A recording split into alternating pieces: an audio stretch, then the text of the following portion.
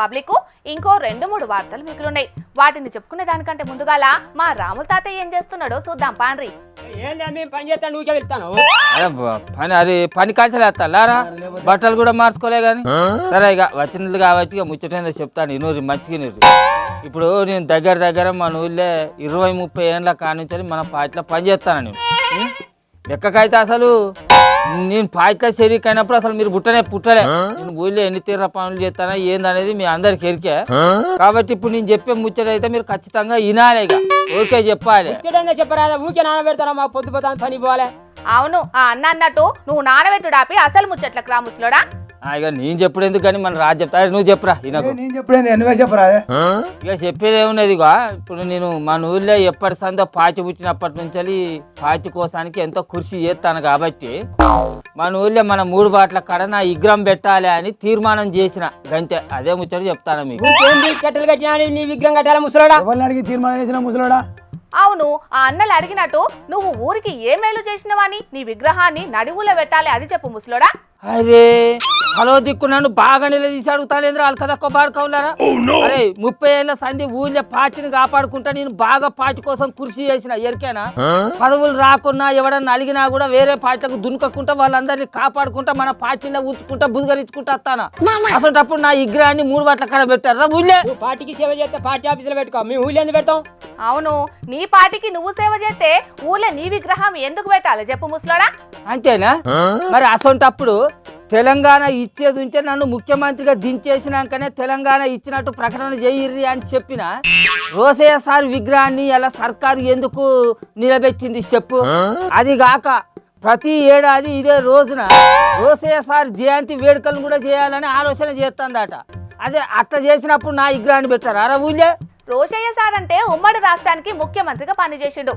ఆర్థిక మంత్రిగా 7 సార్లు బడ్జెట్ ప్రవేశపెట్టి రికార్డు కొట్టిండు. మొదటి సంధి చెయ్యి పార్టీ బలోపేతానికి చాలా కృషి చేసిండు. రోషయ్య సార్కు నీకు పోలికేందే ముసలోడా. అట్లా అయితే నేను వచ్చి అల్లాటప్ప మనిషినేనన్నట్టేనా. అరే నేను 5 మలకల ఊళ్ళో ఆర్డు మెంబర్గా గెలిచిన, 2 సార్లు ఉప్పు సర్పంచ్గా కూడా పనిచేసిన. ఇప్పుడు నేను మా కుల సంఘానికి అధ్యక్షుడిగా పనిచేస్తాను.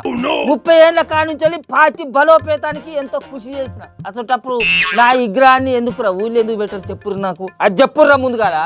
అయ్యా నువ్వు చేసిన సేవలు ఏందనేది మీ ఊరి జనాలు గుర్తించి నీ విగ్రహాన్ని పెట్టాలే గాని నువ్వు నా విగ్రహాన్ని పెట్టాలే అని డిమాండ్ చేసుడేందే ఇజ్జత్ తప్పిన పని కాకపోతే.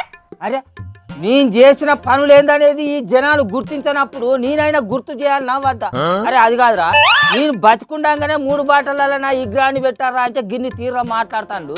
డబ్బులు నేను చచ్చి పీకినాక నా విగ్రహాన్ని పెట్టుకోవాలని పెడతారా వీళ్ళు అని దేస్తారా అసలు. అందుకే ఇప్పుడు డిమాండ్ చేస్తారా నేను పెట్టాలి.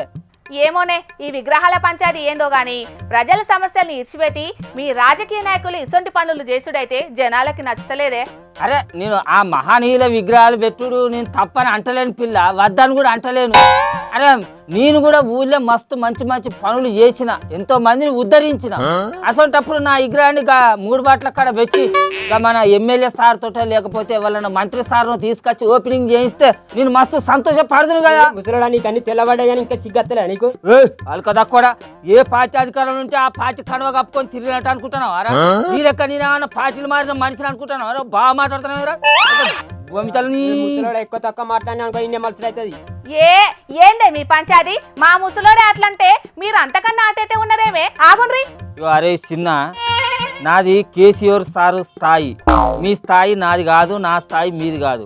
మీది మన ఊరు సర్పంచ్ స్థాయి, మీతోటి మన ఊరు సర్పంచ్ మాట్లాడతారు కానీ మీరు ఇంచాలి వీకురి. ఏంది నీది కేసీఆర్ సార్ స్థాయా? ఈ బట్టలని ఇప్పించి ఉరికించుకుంటా కొడతాం. నువ్వు బట్టలు ఇప్పుడు ఏంద్రా నీ పార్టీ ఆఫీస్కి వచ్చి నా బట్టలని ఇప్పి చూయిస్తా. ఏం పిక్కుంటురా పిక్కపోయి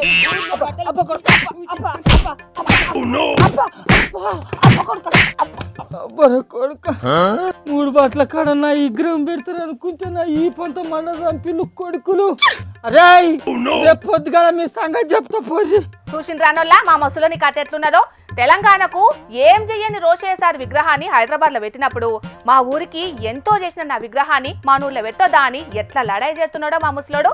ఆయన జనాలకు పాయదా అయ్యే పనులు చేయాలి, అంతేగాని వాడవాడకు తొవ్వకో విగ్రహాలు పెడితే వచ్చేదేమున్నదో తెలియదు గాని ప్రజాధనం మాత్రం వృధా అవుతున్నదని అనబట్టిండ్రు కొందరు.